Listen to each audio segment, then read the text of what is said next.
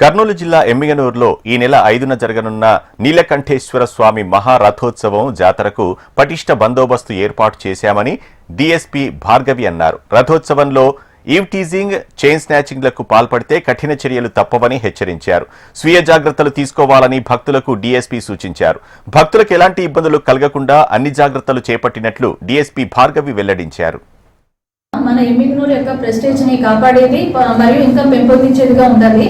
ఈ విషయంలో ఎక్కడ ఏ అవాంఛనీయ సంఘటనలు జరగకుండా మేము గట్టి బందోబస్తు చర్యలు తీసుకున్నాము. అదేవిధంగా ఎవరైనా ఇక్కడికి వచ్చే లేడీస్ ని ఇబ్బంది పెట్టడం కానీ, eve teasing, chain snatching, bag snatching లాంటి పాల్పడే బ్యాచెస్ ఎవరైనా ఉన్నట్లయితే వాళ్ళందరూ మీద ఖచ్చితంగా మా పోలీస్ నిఘా ఉంటుంది.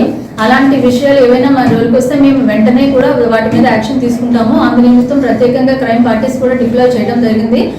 సర్వేలెన్స్ కూడా గట్టిగా ఉంటుంది. సో అలాంటి చర్యలకు పాల్పడే వాళ్ళు దయచేసి మా విజ్ఞప్తి ఏంటంటే ఎవరు కూడా ఇలాంటి చర్యలకు పాల్పడదామనే ఉద్దేశం ఉంటే ఇప్పుడే దాన్ని ఆపుకోండి.